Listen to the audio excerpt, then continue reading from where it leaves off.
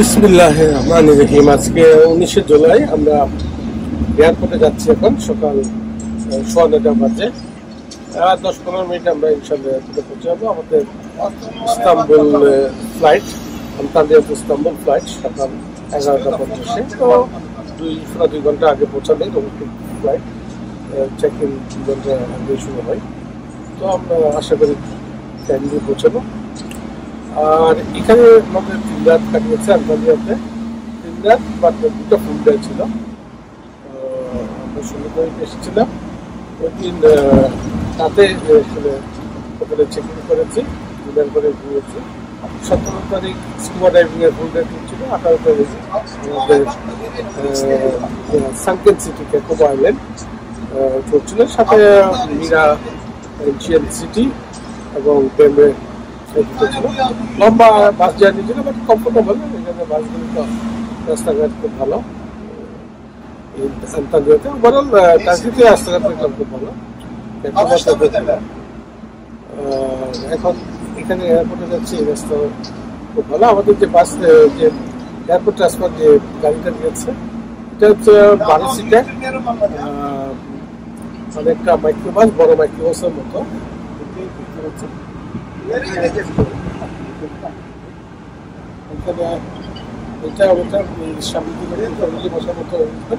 সব সবকটাতে এরকম থাকে না, ওটা কিন্তু জাস্ট সিট থাকে সামনে থাকে। এটাতে একটু বেটার, আমাদের জন্য একটু কফি খাওয়ার সুবিধা হয়েছে। তো যাই হোক, আজকে আন্তালিয়াতে গিয়ে আমরা ইস্তাম্বুলে গিয়ে চেক ইন করবো হোটেলের উপরের দিকে ইনশাল্লাহ।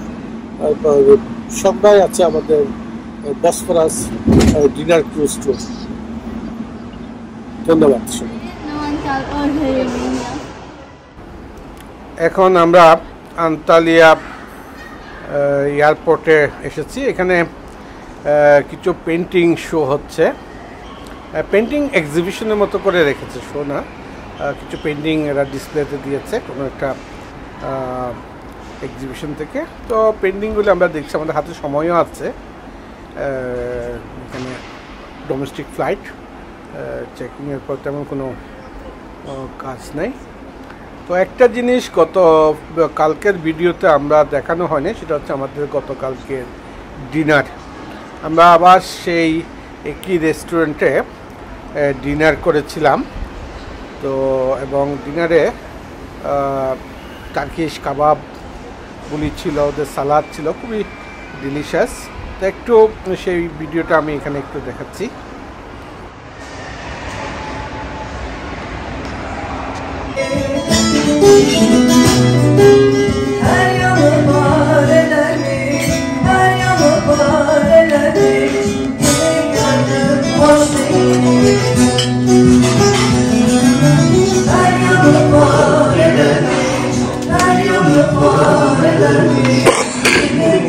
আজকে 18 জুলাই আমরা আন্তালিয়াতে ডিনার করছি। এখন প্রায় 8:30 বাজে না,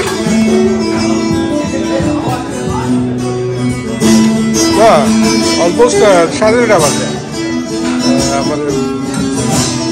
তো আমরা ডিনার করছি। এই রেস্টুরেন্টটা আমাদের খুব পছন্দ হয়েছে। এখানে রিজনেবল প্রাইসে ভালো কাবাব পাওয়া যায়, আর একটা সুন্দর মিউজিক এরা ব্যবস্থা রেখেছে। এবারে এখানে ভালো সালাদ দেয়, রুটি দেয়। তো ওভারঅল ইজ গুড।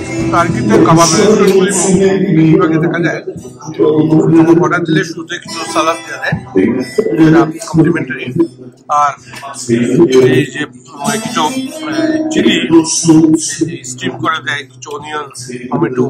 এই চিলিগুলি আবার ইন্টারেস্টিং, বেশ লম্বা লম্বা। হ্যাঁ, একটা চিলি কত বড়, এটা দেখেন কত লম্বা চিলিটা। খাইতে কিন্তু অত ঝাল না, একটু ঝাল ঝাল। এটা অনেকটা ইয়ার মতো আর কি, কিসের মতো বলা যায়, ক্যাপসিকামের মতো। আর টমেটো তো টমেটোর মতোই, আমরা টমেটোর মতো আমরা ঢাকা থেকে খাই। আর এর বাইরে যেটা আছে অনিয়ন গুলি করে স্টিম করে এইভাবে দেয়। তো ভালো লাগে এটা। আর কিছু রুটি দেয়, রুটিটা হচ্ছে আনলিমিটেড, কাবাবটা তুমি কিছু খাচ্ছ না? নো সালাদ, নো টমেটো, চিলি, অনিয়ন্স, আর ইভেন দা কি বলা যায় রুটি,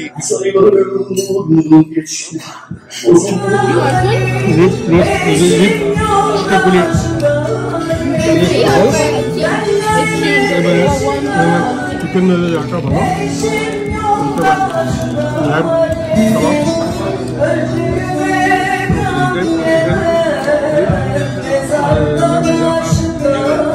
ভাগ করে নিচ্ছি আমরা। 19 জুলাই, এখন বাজে দুপুর 12টা। আমরা বোর্ডিং করেছি flight Turkish Airlines from Antalya to Istanbul. এটা 1 ঘন্টা 35-40 মিনিটের ফ্লাইট। একটু ডিলে হচ্ছে, 11:55 টেক অফ টাইম ছিল, বাট এখন তো অলরেডি 12টা বাজে।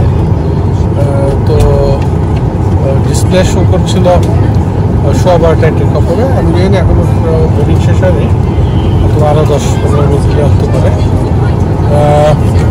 এটা শর্ট ফ্লাইট, আশা করি ইনশাল্লাহ এটার ভিতরে ইনশাল্লাহ। ইস্তাম্বুলে গিয়ে আমরা সকালে চেক ইন করেই সন্ধ্যায় বের হবো। Bosphorus river cruise, tourist attraction in Istanbul. কালকে ইস্তাম্বুল ট্যুর আছে, টার্কিতে আসতে প্রথম ইস্তাম্বুল যদি আমরা সবার শেষে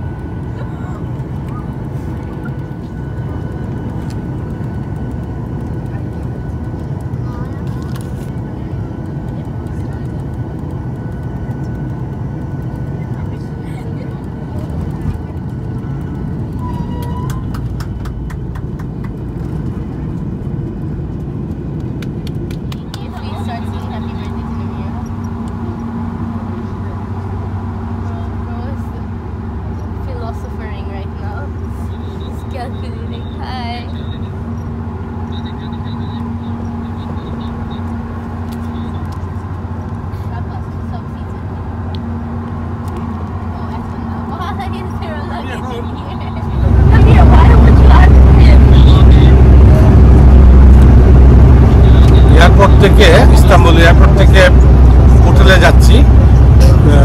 এখন প্রায় 4:05 বাজে। আমাদের ফ্লাইট একটু হালকা ডিলে হয়েছে। আমাদের ফ্লাইট ল্যান্ডিং করার কথা ছিল 1:30, সেটা ল্যান্ড করেছে 2টায়। তো 30 মিনিটের ডিলে এটা হয়, হতে পারে স্বাভাবিক। তবে একটা খুব আনফর্চুনেট এক্সপিরিয়েন্স হলো এখানে। আমরা ড্রাগন হলিডেজের মাধ্যমে ইস্তাম্বুল ট্যুরটা বুক করেছিলাম। তো এখানে এয়ারপোর্ট থেকে পিক আপ করা, হোটেলে নিয়ে যাওয়া, এইসব এবং হোটেল বুকিং এগুলি সব ওরাই করেছিলাম। তো ওদেরকে বারবার অনেক ডিটেলস চাওয়ার পর ওরা দেয়। ওরা বারবার বলে আপনি একবার যান আমাদের সাথে কোনো অসুবিধা সব কিছু ঠিক থাকবে। আমরা আপনাকে একটা গ্লোবাল হোয়াটসঅ্যাপ গ্রুপের সাথে কানেক্ট করে দিব। ওইটা মানে অনেক পার্টিসিপেন্ট থাকে টিমে। আপনি যে কোনো ইস্যু হবে আমাদের এখানে মেসেজ দিবেন, আপনি অনলাইন থাকলে হবে, আমরা অ্যাডজাস্ট করবো। তো আমি তারপরেও চেয়েছিলাম, বললাম যে এইসব বিদেশ ঘুরবোই, অনেক সময় দেখা গেল টাইমলি কোনো কারণে আপনারা মিস করলেন, আমি পেলাম না, আমাকে একটু কোন ট্যাক্সি কোম্পানি ওদের ফোন নাম্বার অথবা কার মাধ্যমে আপনারা করেছেন এইসব জায়গার কিছু ডিটেলস দিবেন।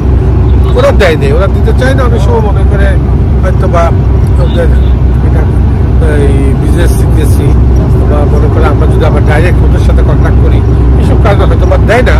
কিন্তু আমি 3টা বাচ্চা নিয়ে, ওয়াইফ বউ নিয়ে এখানে ট্যুর করতেছি। আমি আসলাম, এখানে আসার পরে আমি ঘন্টাখানেক ওয়েট করলাম 4টা পর্যন্ত।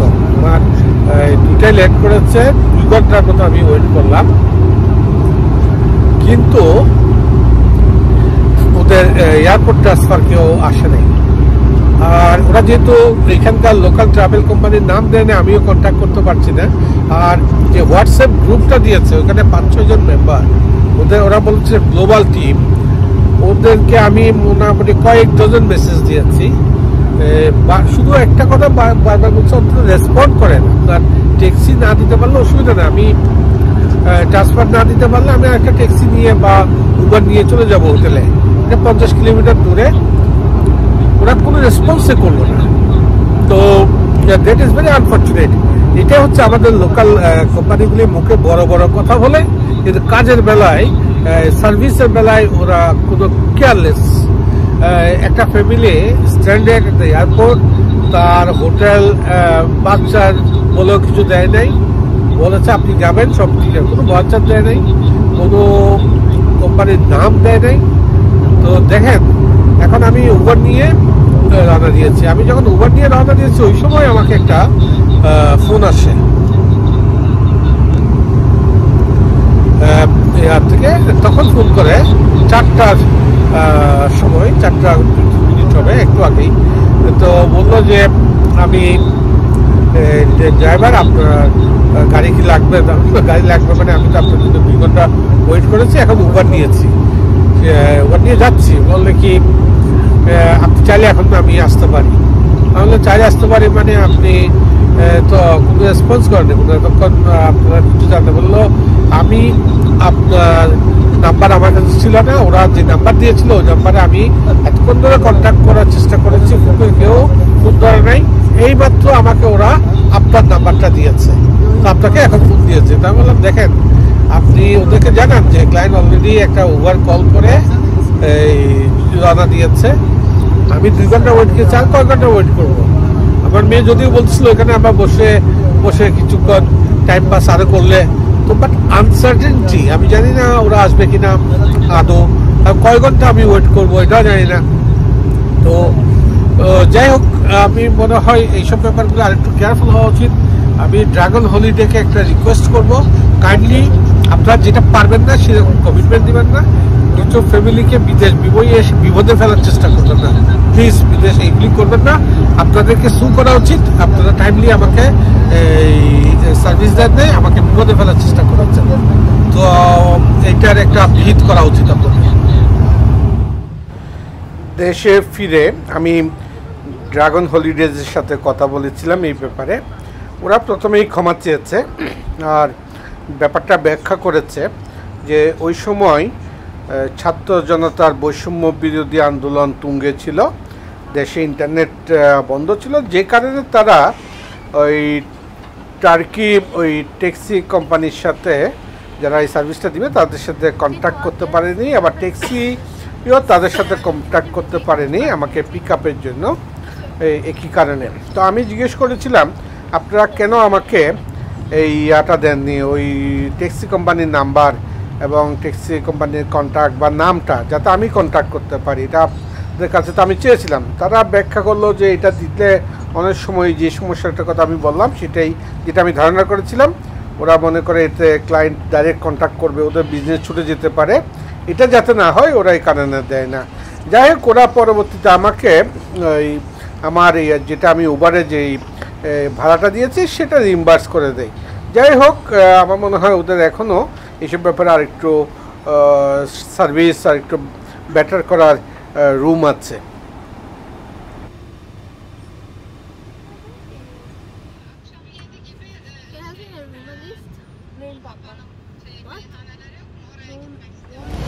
ইস্তাম্বুলে আমরা এখন আজকে 19শে জুলাই আমরা আন্তালিয়া থেকে এসেছি। মর্নিং ফ্লাইট ছিল, বাট দুপুরের দিকে ছেড়েছে ফ্লাইটটা 12টা। এখানে আস্তে আস্তে 3টা ল্যান্ডিং করতে হচ্ছে। আর হোটেলে আস্তে আস্তে প্রায় 6টা বাজে, সন্ধ্যা 6টা। এখন বাজে 7টা। আমরা রেডি হয়ে আছি, ওয়েট করছি আমাদের বসফরাস ক্রুজ ট্যুরের জন্য, dinner cruise.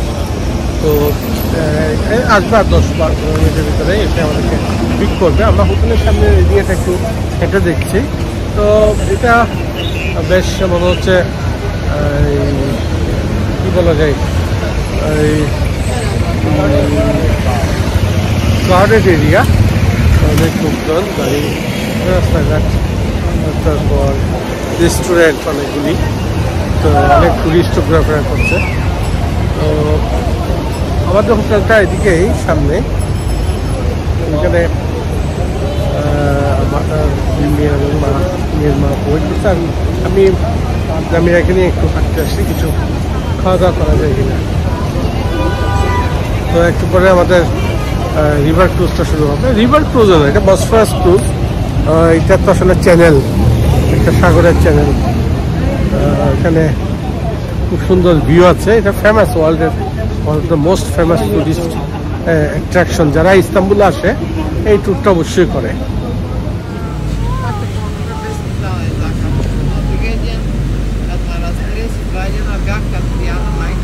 Yardımcı oluyor. Böyle müşterilere, araçlara, আমরা এখন ইস্তাম্বুলে যাচ্ছি Bosphorus dinner ক্রুজে।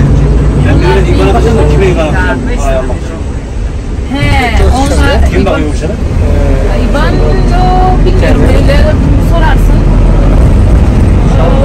Biz nakit alıyoruz o ikisi.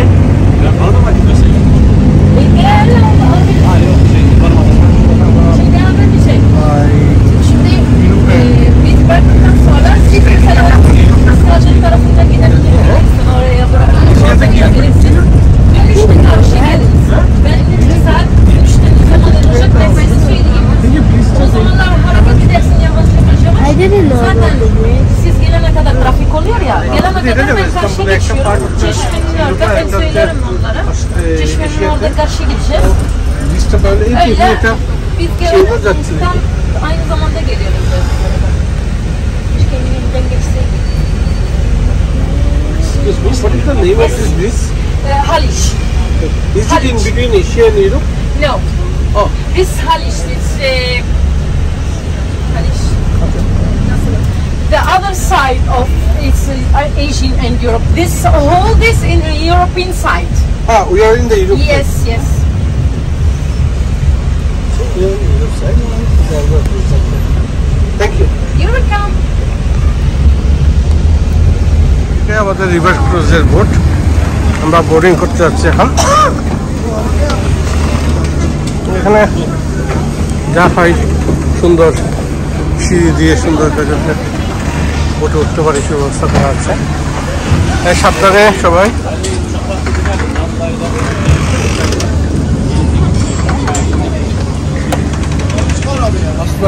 Dinner ক্রুজে আছি, উঠেছি। এটা একটা প্রাইভেট ট্রাভেল, খাবার আগে সার্ভ করে রেখেছে। আমরা ট্যুর শুরু হয়নি, শুরু হবে 9টায়, এখনো 8:30 বাজে। তো ডিনার দিয়ে দিয়েছে, আমরা ডিনার শুরু করে দিয়েছি। আর এদিকে সুন্দর ভিউ। অন্য একটা বোট আছে এখনো, যেটা ক্রুজ স্টার্ট হলে আশা করি ভালো ভিউ হবে ইনশাআল্লাহ।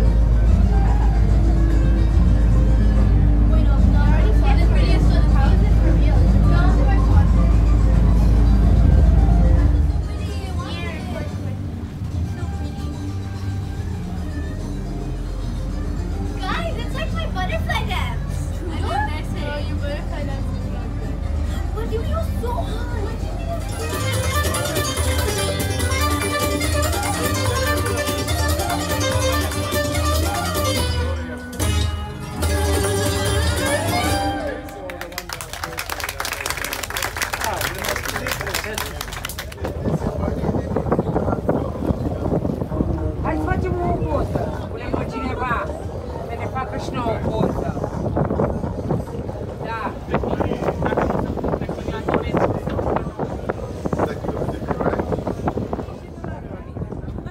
Cine e? Jonglezi cum vrei cu ei.